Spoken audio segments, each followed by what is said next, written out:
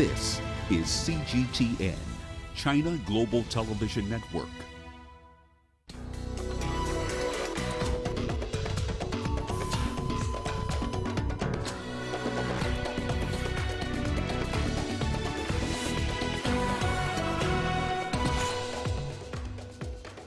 China lays out plans to grow its economy by more than 6% this year.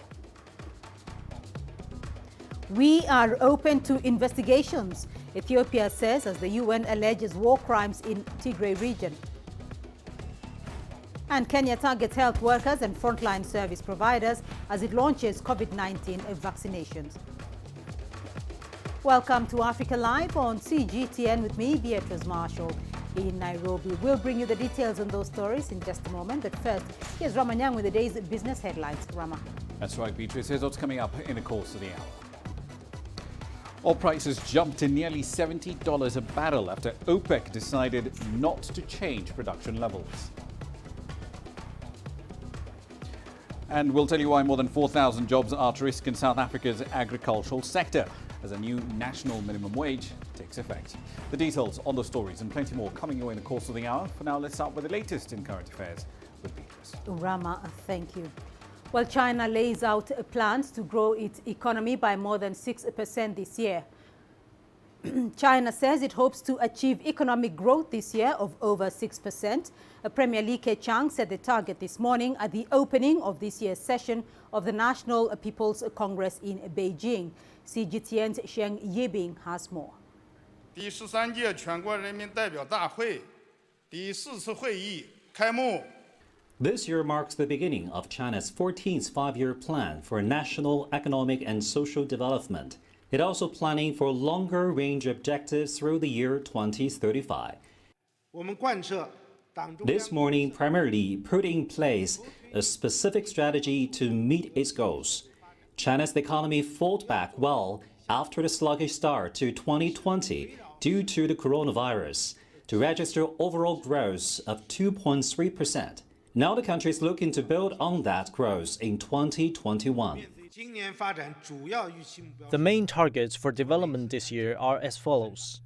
GDP growth of over 6%, over 11 million new urban jobs, a surveyed urban unemployment rate of around 5.5%, CPI increase of around 3%, steady increases in both the volume and quality of imports and exports, a basic equilibrium in the balance of payments, steady growth in personal income, a further improvement in the environment, a drop of around 3% in energy consumption per unit of GDP, a continued reduction in the discharge of major pollutants, grain output of over 650 million metric tons.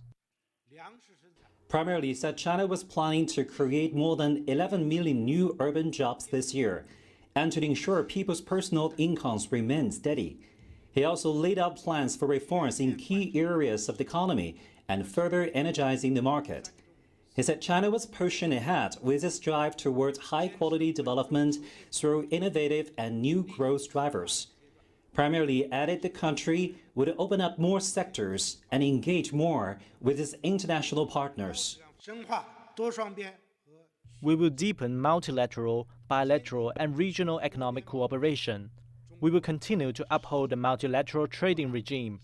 We will work for the early entry into force and implementation of the Regional Comprehensive Economic Partnership Agreement and the signing of the China-EU Comprehensive Agreement on Investment.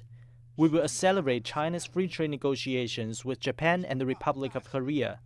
China will actively consider joining the Comprehensive and Progressive Agreement for Trans-Pacific Partnership.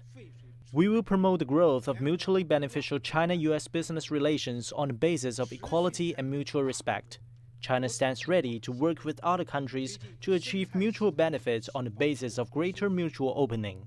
During China's biggest annual political gathering, the NPC session will deliberate draft amendments to this organic law and rule of procedure, as well as the draft decision on improving the electoral system of China's Hong Kong Special Administrative Region.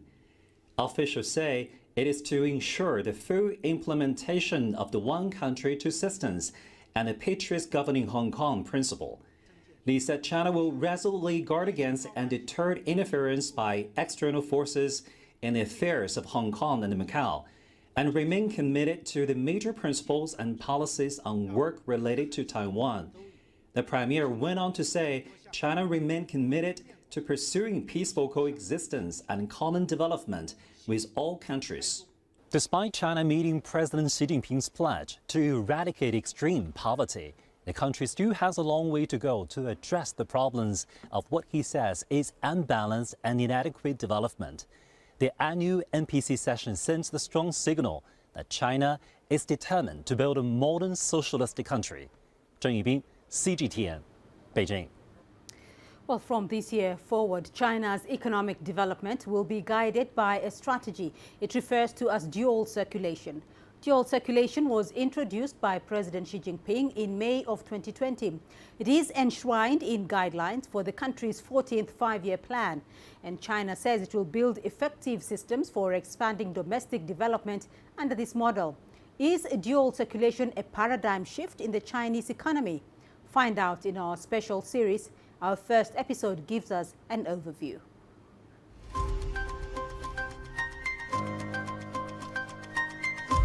Heading into 2021, the global economic outlook remains weak.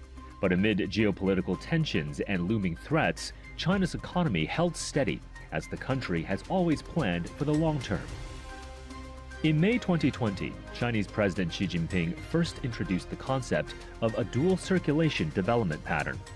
5 months later, dual circulation development was officially included in the proposals for the country's midterm blueprint, the 14th five-year plan for national economic and social development. So, what exactly is the dual circulation pattern? This economic strategy is founded on two components: domestic circulation, which refers to economic activities within China, and international circulation, which relates to China's economic links abroad. In the dual circulation pattern, domestic and foreign markets complement and reinforce one another, with the domestic market as the linchpin. 强化国内经济大循环，有利于增强 Strengthening the domestic circulation can enhance the resilience of economic development and promote international economic exchange, so that the dual circulation pattern can be achieved.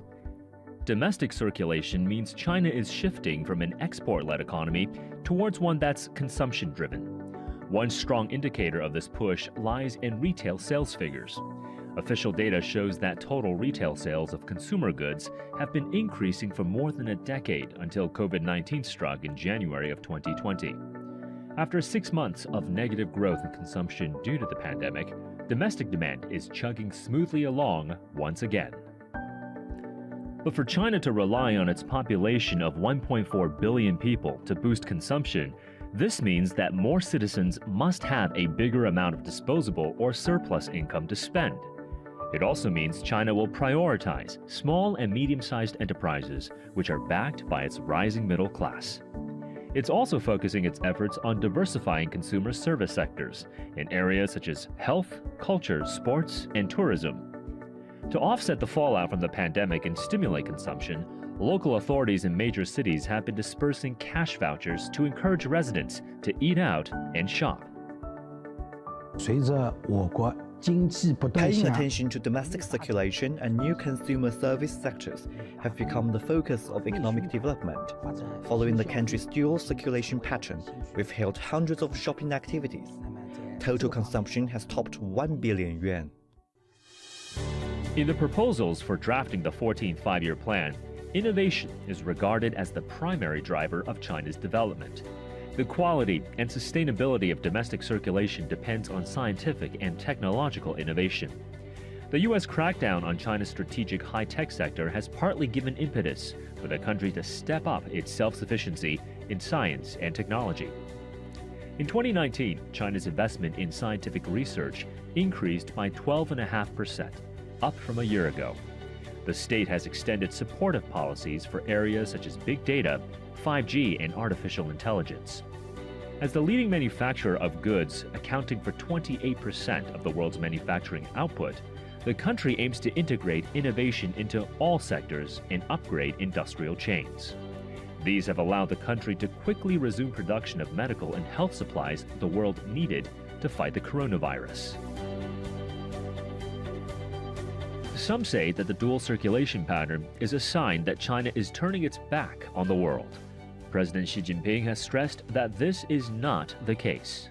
The new development pattern is not a closed domestic circulation, but a more open domestic and international dual circulation. This dual circulation not only suits China's development, but will also benefit people of all countries. International circulation means China will keep pursuing opening up its markets and economy to foreign investment and free trade. As global economies make their way out of their COVID-19 induced recession, China's dual circulation pattern will be an important driver for economic growth. Dual circulation aims to forge stronger cooperation with its trade partners. The world stands to benefit from this new economic strategy. Meanwhile, Premier Li Keqiang has reiterated China's commitment to the principles regarding the Hong Kong and Macau special administrative regions and said any interference of external forces will be resolutely deterred. We will stay true to the letter and spirit of the one country, two systems principle, under which the people of Hong Kong administer Hong Kong and the people of Macau administer Macau, both with a high degree of autonomy. We will improve the relevant systems and mechanisms of the two special administrative regions for enforcing the Constitution and basic laws. We will ensure the implementation of the laws and enforcement mechanisms for the two regions to safeguard national security. We will resolutely guard against and deter interference by external forces in the affairs of Hong Kong and Macau. We will support both regions as they grow their economies and improve people's lives, so as to maintain the long-term prosperity and stability of Hong Kong and Macau. Lawmakers are considering measures to reform the electoral system in the Hong Kong Special Administrative Region. A draft decision has been submitted to the National People's Congress. Wang Cheng, a vice chairman of the NPC Standing Committee, explained the proposal at the opening session. Senior lawmaker Wang Cheng argued that Hong Kong's electoral system needs to be improved. He said the constitutional foundation of the Special Administrative Region is based on the Constitution of the People's Republic of China and the Basic Law of Hong Kong. He said the selection of the Legislative Council members and the nomination of the Chief Executive should be in line with the principle of one country, two systems. Wang Cheng said reform is needed to prevent anti-China destabilizing elements from seizing power, citing the months-long protests and riots in 2019. He said anti-China forces and extremists had advocated Hong Kong independence. He also said that some took advantage of their official positions by conducting primary elections seeking to win control of the Legislative Council and take power in Hong Kong. These actions and activities have seriously damaged the constitutional order and the order of the rule of law in the Hong Kong Special Administrative Region, seriously challenge the authority of the Constitution, Hong Kong Basic Law, and Hong Kong National Security Law. They severely jeopardize national sovereignty, security, and development interests, and seriously undermine the overall social stability of Hong Kong.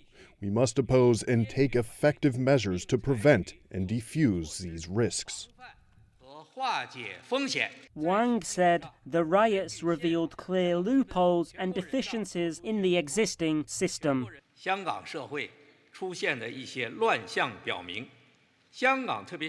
The anti-China destabilizing elements in Hong Kong jumped on the loopholes and deficiencies to take into their hands the power to administer the city. To remedy the situation, it is important to take necessary steps to improve the electoral system and remove institutional deficiencies and risks to ensure the administration of Hong Kong by Hong Kong people with patriots as the main body.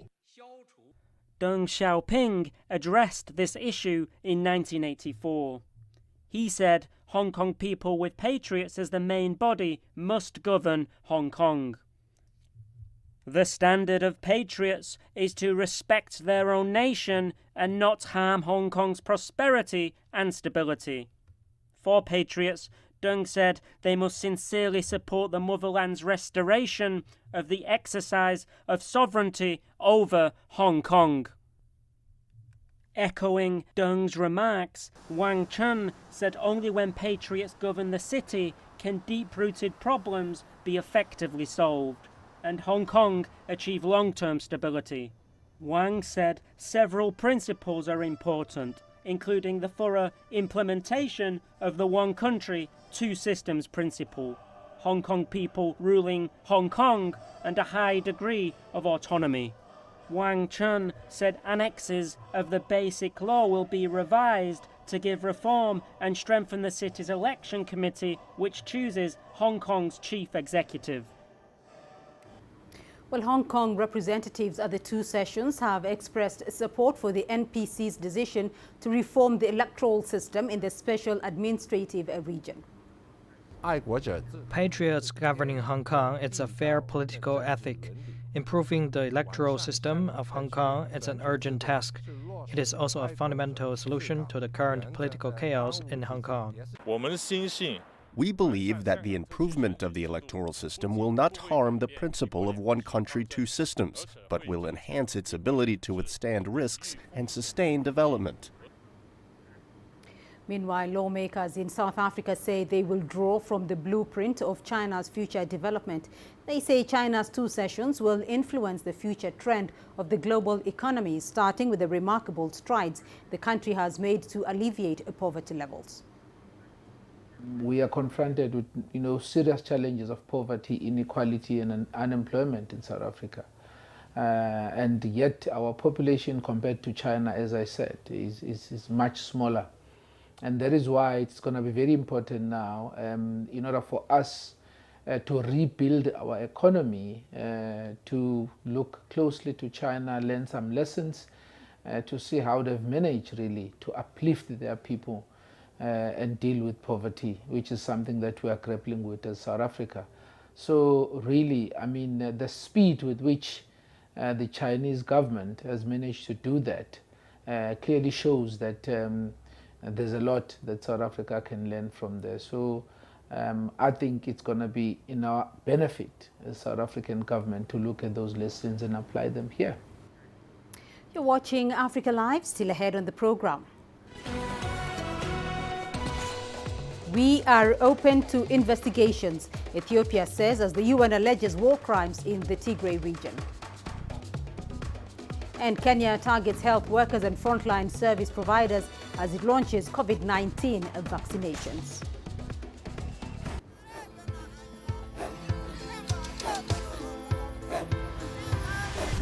Africa is a continent of diversity, with varied climates and enchanting geography, and a people so distinct, but with a shared enduring spirit. We are at the heart of the continent to bring you the untold stories. Let's have a look.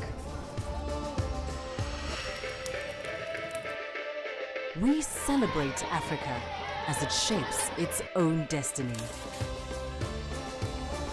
Tunis, Syria, Juba, Ethiopia, Tanzania. Africa Live. Find your voice.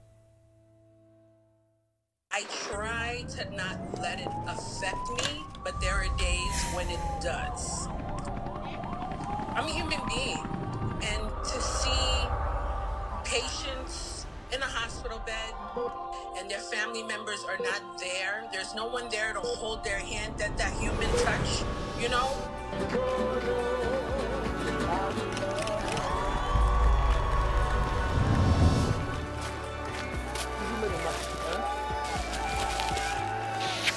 I just hope everyone can remember that the situation is not permanent and that everything will get better eventually.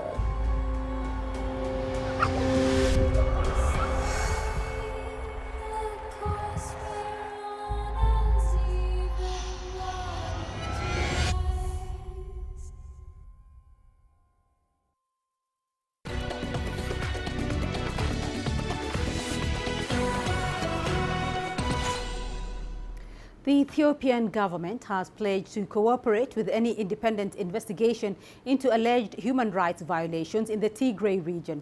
This comes a day after the UN alleged that war crimes could have been committed in the region. Here is CGTN's Girum Chala with more details. After reports claiming hundreds of civilians were killed in the Tigray region surfaced, both the United States and the UN called for an independent investigation. They have repeatedly asked Ethiopia to allow for humanitarian assistance to the region. Ethiopia's government has taken issue with accusations leveled against it by some countries and organizations. On our part, we say there is enough access for humanitarian services into the region, even though they claim otherwise. They say they are providing relief services, but in reality, they either bring 30% or come empty-handed. Why would they come empty-handed and ask for the opening of a humanitarian corridor? Why are they here if they don't bring food and medicine? Those are things that are needed. Statement in my national capacity. But the U.S. government has, through its ambassador to the UN, warned that what's happening in Ethiopia will have dire consequences. In response, the Ethiopian Ministry of Foreign Affairs has said some countries are trying to put the country under pressure and are even attempting to direct its policies. We support the idea of independently investigating the claimed human rights violations. However, some forces go beyond just that. There is a desire to put pressure on us. There is a desire to make us kneel down. Especially these attempts are targeted at developing nations. It's almost a call for us to take direct orders from them. After all this, they ask you to chase China out of this country. It's a force that is asking us to take the Chinese out so that they take over the economy. This is harder than it looks. Ethiopia's government further said it remains committed to addressing the humanitarian situation in Tigray and promised to bring anyone behind crimes committed against humanity to justice. On the other hand, rehabilitation and reconstruction work is underway in Tigray, although there are still some challenges ahead. Group Tala CGTN, Addis Ababa, Ethiopia. Here in Kenya, the government has rolled out its vaccination campaign against COVID-19, joining several African countries, including South Africa, Nigeria and Egypt. The country has prioritized healthcare workers and other frontline staff in the first phase of the vaccination drive. CGTN's Robert Nagila has more. Dr. Patrick Amoth, the Acting Director General of Kenya's Health Ministry, became the first person to be inoculated with the COVID-19 vaccine in Kenya on Friday at an event at the Kenyatta National Referral Hospital in Nairobi. Over 1 million doses of the vaccine, developed by biopharmaceutical company AstraZeneca and Oxford University, arrived in the country on Tuesday night under the UN-led COVAX initiative, which offers jabs to poorer countries. Medical student Hamza Shabir, who was among the health workers who received the jab, described his experience to CGTN. The registration was really simple, very easy, just need to know your ID, your name, just basic details where you stay.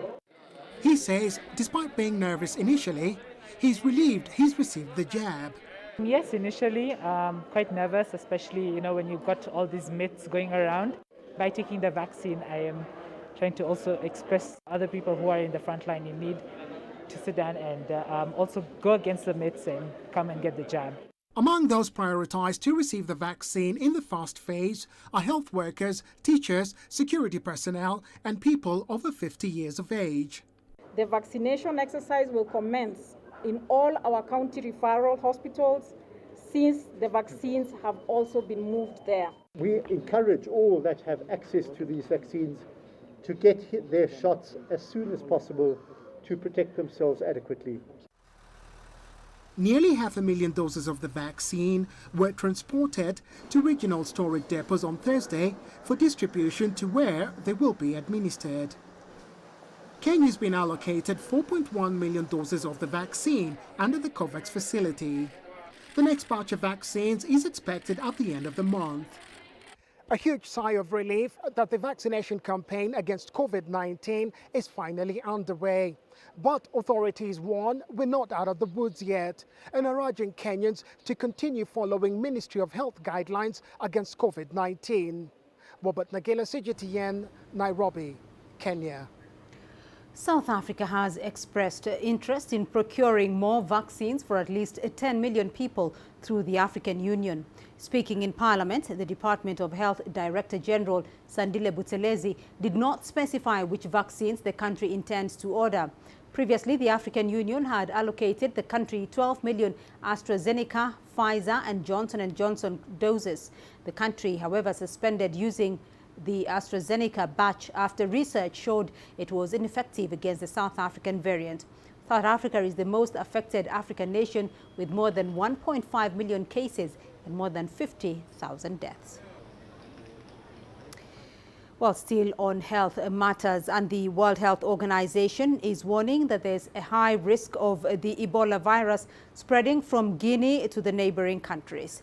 The World Health Organization's Guinea representative, Georges Alfred Kizerbo, told a virtual briefing that several neighboring countries are not prepared for outbreaks. 18 cases of Ebola and 4 related deaths have so far been confirmed in the West African country. But a survey showed that Guinea's neighbors, Senegal, Guinea-Bissau, Mali, Cote d'Ivoire, Sierra Leone and Liberia, are not prepared to deal with an outbreak. So far, more than 1,600 people have been vaccinated against Ebola in the new outbreak in Guinea. The Nigerian Medical Association has expressed concern about the growing burden of mental health cases in Nigeria, with a quarter of the country's 200 million population reportedly affected. But the World Health Organization says that only about 10% of the population is able to access help. The situation has been worsened by the absence of up-to-date mental health legislation, tight budgets and a lack of skilled professionals. CGTN's Kelechi Emekalam has more details. Marie Panley is a social worker who has a passion for supporting women and children. She was diagnosed with bipolar disorder in 2011. She believes family disputes and loss of her job contributed to the problem. She had to spend weeks in a psychiatric hospital undergoing treatment. Although Marie received support from her church and health workers, it was still a traumatic experience that came with its stigma. I myself, I noticed that I was a bit aggressive. Yes, I was a bit aggressive then. So the Reverend was just following me step by step, you know. Then I just went off.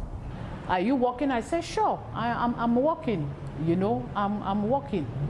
So I was taking 5 drugs and the injection. The injection, I take it every month. Some of the family and friends, you know, they've written me off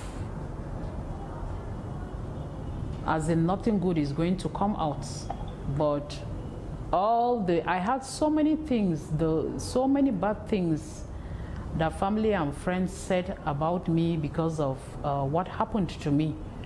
So all the bad things that is said, I walked towards it and I've turned it for good now. Cases of mental health illness in Nigeria are on a steady rise. The World Health Organization says 1 in every 4 Nigerians suffer some form of mental health disorder. That's about 50 million of Nigeria's 200 million strong population.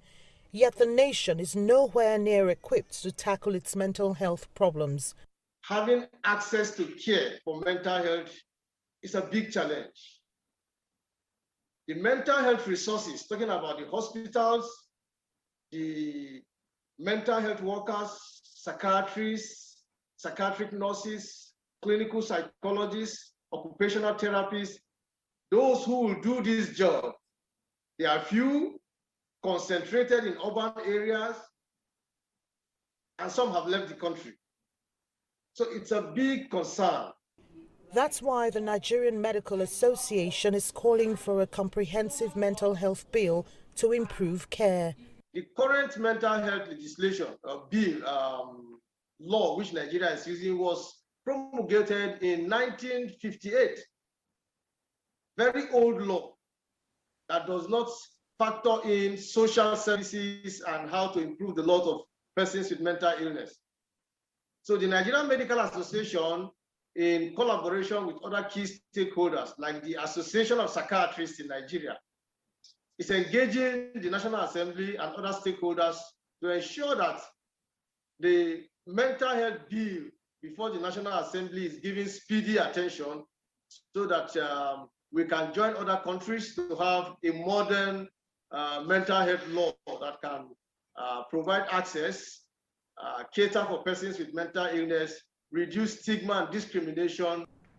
Experts say some of the most prevalent mental disorders in Nigeria include depression, anxiety, schizophrenia, and substance abuse disorders. Yet, it's an issue that's rarely spoken about. Due to some misconceptions, the problem is often treated as a spiritual one. The stigma, too, has caused many of those needing treatment to be alienated. Experts say any further delay in passing the bill could affect many of those who urgently need mental health treatment and support. Kelechi Amekalam, CGTN Abuja, Nigeria.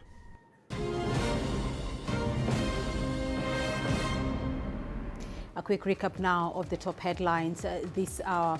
China says it hopes to achieve economic growth of over 6% this year. Premier Li Keqiang set the target at the opening of this year's session of the National People's Congress in Beijing. Premier Li also laid out plans for reforms in key areas of the economy. He said China was pushing ahead with its drive towards high-quality development through innovative and new growth drivers. Premier Li added the country would open up more sectors and engage more with its international partners. The Ethiopian government has pledged to cooperate with any independent investigation into alleged human rights violations in the Tigray region. This comes a day after the UN alleged that the war crimes could have been committed in the region. However, the Ethiopian Ministry of Foreign Affairs has said some countries are trying to put the country under pressure and are interfering with its internal affairs. And vaccinations against COVID-19 have begun in Kenya. The inoculation campaign kicked off Friday after President Uhuru Kenyatta flagged off the distribution of vaccines to be used countrywide. The government is targeting 400,000 health workers, teachers, security officers, and people aged over 50 to receive the vaccine in the first phase. Kenya is among the first countries in Africa to receive the UN-backed COVAX vaccine. And that's a look at your headlines. Well, let's now go to Rama Nyang for the latest business news. Rama. Thank you very much, Beatrice. Here's what's coming up in business. Oil prices jumped to nearly $70 a barrel after OPEC decided not to relax supply curbs. And more than 4,000 jobs are at risk in South Africa's agricultural sector as a national minimum wage takes effect.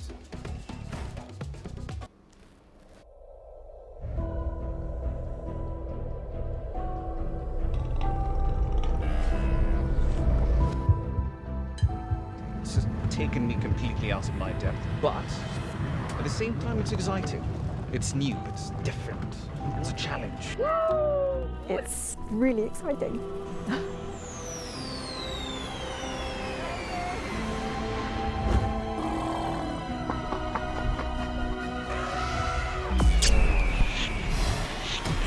Over the last 14 hours of rain.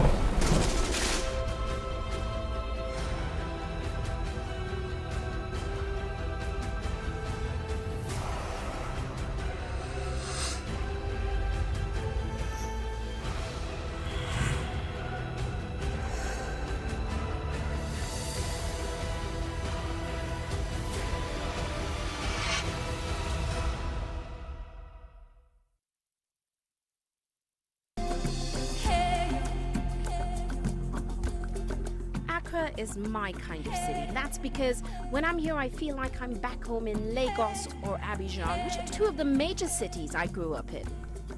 Business in Africa is high risk. After about a decade covering business news on the continent, I've learned it's all about the high risk, but also the high returns and the high energy. You simply have to adjust in order to keep pace. When I started out as a journalist, my dream was to open people's minds to the different perspectives. From the CEO in the boardroom to the trader out in the street, we all have different stories. From Accra to Addis Ababa, from Cairo to Cape Town. And I wouldn't have it any other way. Here at CGTN, we realize that Africa is on the move, and it's moving fast, but we're moving right along with it. I'm Ucheo Koronkwo, and I'm a business anchor and reporter at CGTN.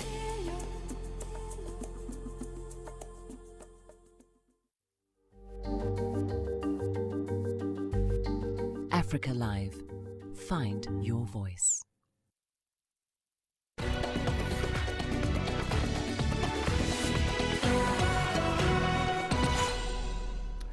Let's start this particular segment. In the commodities market, oil prices jumped by another 1.8% to over $65 a barrel overnight after the OPEC Plus grouping decided not to relax supply curbs. WTI crude rose by as much as 2.6%. Brent crude went almost as high as $70 a barrel. The Organization of Petroleum Exporting Countries and its allies, including Russia, had been debating whether or not to restore as much as 1.5 million barrels a day of output.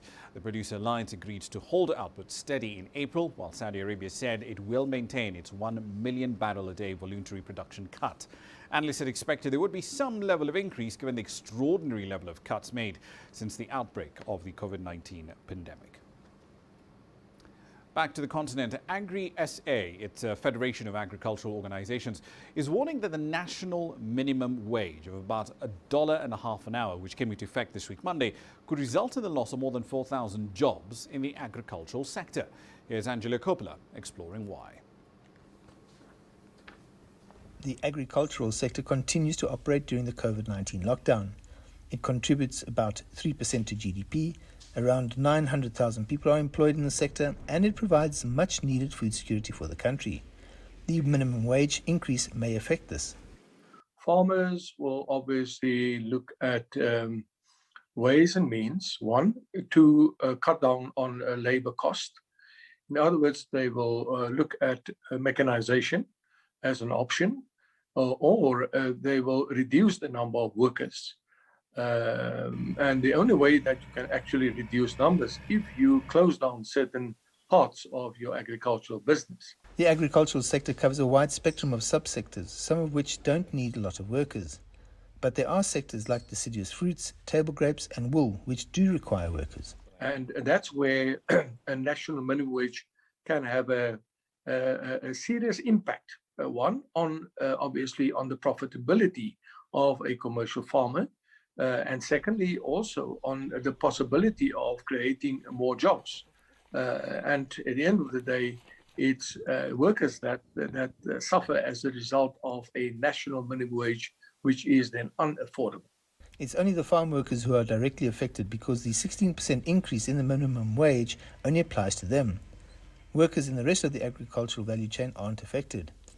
Agri-SA wants the government to take a different approach. Government need to relax the onerous compliance measures that are built into, one, labor laws, secondly, into the national minimum wage, and also other laws that might have an impact on the profitability of the agriculture sector. South Africa's unemployment rate is 32.5%, and Agri-SA says that tackling that should be the focus. Our first priority now should be to get everyone into a job as soon as possible. Unemployment is the biggest driver of poverty, and we've seen rising poverty in rural areas all over South Africa. It's all about the minimum wage. It's also about profitability of those commercial farms. So it's important that there's a compromise found. I'm Angelo Coppola for CGTN in Johannesburg, South Africa. Now, still on all matters, the South Sudan government has launched a petroleum sector audit as the United Nations is pushing for a lot more transparency in the oil and gas space. An American firm, Alex Stewart International, has been awarded a contract to carry out the audit. Here's Patrick Oyet with the latest from Juba. South Sudan's government says the company will carry out audits on financial transactions. We have to audit. Okay? Look into the production. You look into the pre-production, cost. You look in the environment. South Sudan's government says the audit will also examine how effective the private sector has been in the oil and gas industry. The audit is the first of its kind in South Sudan. South Sudan's Petroleum Commission says the independent audit will help expose several hidden issues in the oil sector, including details of sales, exports and diseases potentially caused by the oil pollution. The government says the auditing team will also be seeking information from Sudan. We are going to have another meeting in Khartoum so that we continue to bring the gaps that are there so that we secure the flow of oil in a very environmental manner and in a very economic manner. The United Nations Security Council last month appointed 5 experts to get financial information from oil companies operating in South Sudan. The law in South Sudan provides for quarterly and yearly financial reports from the Petroleum Ministry as well as oil companies, but no information has been availed to the public on oil revenues and expenditures since the country gained independence in 2011. Patrick Koyet, CGTN, Juba, South Sudan. One last story for you in this segment. The IMF is urging Tunisia to cut its wage bill and limit spending on energy subsidies in order to reduce its fiscal deficit. That directive is likely to put more pressure on a fragile government amidst a severe financial and political crisis. From Tunis, here's CGTN's Adnan Chouachi. Tunisia is facing a delicate balance to balance its finances amid a worsening political crisis. The North African state has run its government for years with a high fiscal deficit that rose to 11.5% of GDP in 2020. Its 2021 budget forecasts borrowing needs at $7.2 billion, including about $5 billion in foreign loans. The country's economy and finance minister has, however, assured that the state is implementing reforms to reduce the public sector wage bill that rose to 17.6% of GDP and which is among the highest in the world. This government is aware of the challenges that we are facing. Among the challenges is the salary mass. We are going to work on state salary mass to find solution to make it acceptable for the state budget. The Washington-based lender has also recommended that the government push for achieving a low and stable inflation. The fund's experts urged the Central Bank of Tunisia to avoid any monetary financing of the budget deficit, allow the exchange rate to adjust to market developments, and continue to monitor the financial sector for signs of borrower distress and bad debts. We are going to revamp the system and to try to make it more efficient and to try to really support the people of low and medium income to address the difficult situation they are facing. In the same time, we believe that with what we are living with the pandemic, and COVID has hit us badly, not only Tunisia but the world, the government is here to support as well the companies to enable us to be strong. The fund called for a broader social dialogue in Tunisia and urged the creation of a national structure to manage ailing public enterprises. Accordingly, the social dialogue would pave the way for undertaking recommended economic and social reforms. Without dialogue and a real roadmap, this critical situation could worsen further and affect the social and economic levels. Reforms are needed urgently, but we have not seen any serious attempts or concrete projects by successive governments. Tunisian authorities are very slow in taking decisions. IMF officials explained that the current government needs to engage in a national dialogue with all stakeholders to make sure the Tunisian society endorses proposed reforms and thus secure their implementation. The IMF also recommends that the Tunisian authorities redouble their efforts to advance good governance and transparency, as well as in the fight against corruption. Experts assert that making progress in these areas will attract investment and support growth and job creation. Adnan Chouachi, CGTN, Tunis. I'll leave you there for the time being. I'll be back at the top of the hour. In Global Business, we'll be taking a look at the African Continental Free Trade Area. It's created, on paper at least, the largest free trade area in the world. But what needs to be done to make it operational, to have SMEs across the continent actually benefiting from it? We'll explore that in detail and plenty more at the top of the hour. See you then. For now, back to Beatrice. Rama, thank you. It's now time for a look at your sports news. Here's what's ahead. We'll be finding out the effect of COVID-19 on football club financing in Nigeria.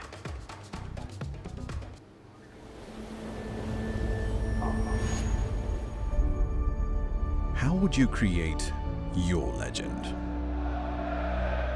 On the fields, on the tracks, in the arenas of Africa. Were you born to be a player? Could this moment be yours?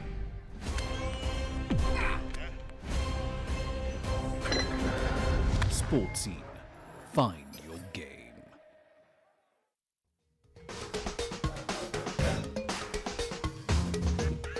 Africa Live. Find your voice.